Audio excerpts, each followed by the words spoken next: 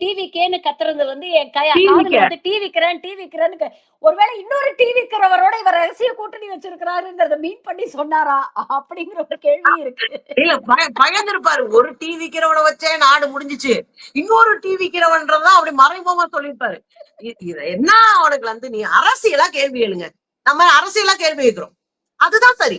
விஜய் வந்து அரசியல் தெரியல, உங்களால ஒண்ணுமே செய்ய முடியாதுன்னு நமக்கு தெரியும், நம்ம அரசியலா கேள்வி வைக்கிறோம். விஜய் இதை திருத்திக்கணும், மக்கள்கிட்ட போங்க, கூப்பிட்டு வந்து பனையூர்ல வச்சுக்கிட்டு வேலை பார்த்துட்டு இருந்தா அது அரசியலுக்கான வேலை கிடையாது, மக்களை போய் சந்திங்க, மக்கள்கிட்ட பேசுங்க அப்படின்னு நம்ம சொல்றோம்.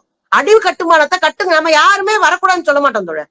இதா ஜனநாயக நாடு, யார் வேண்டும் என்றாலும் அரசியலுக்கு வரலாம், இங்க பிறந்த எல்லாருக்கும் அந்த உரிமை உண்டு, அதை நம்ம மறுக்கவே இல்லை.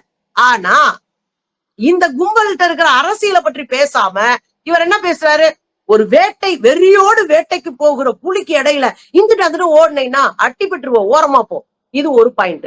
ரெண்டாவது சொல்றாரு, ஒரு புலி வேட்டைக்கு போனா காட்டெருமை அடிக்கலாம், மானை அடிச்சு சாப்பிடலாம், அங்க இருக்கிற ஆட்டை அடிச்சு சாப்பிடலாம், ஒரு அணில அடிச்சனா அப்படியே விசில் அடிக்கிறான். நான் இதெல்லாம் சப்போர்ட் பண்ணி பேசுனீங்க.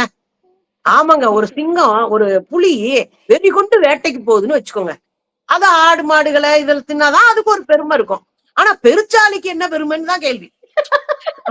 நான் கேக்குறேன், ஆடு புலிக்குங்க, உனக்கு நீ ஒரு பெருச்சாலி, அரசியல் பெருச்சாலி, எப்படி கொடுத்தாலும் தின்னுட்டு திருநெல்வேலியை தின்னுட்டு உட்கார்ந்து இருக்கிற பெருச்சாலி, பெருச்சாலிக்கு என்ன பெருமை வேண்டி கிடக்குன்ற. அப்ப நம்ம புரிஞ்சுக்கிறது இப்படிதான். நீங்க ஒருத்தர் அரசியலா என்ன வேணாலும் விமர்சிங்க. விஜய் வந்து நானுமே விஜய் ரசிகருங்க, கடுமையான ரசிகர்கள். நாமெல்லாம் விஜய் ரசிகரா இருந்துதான் வளர்ந்துருப்போம்.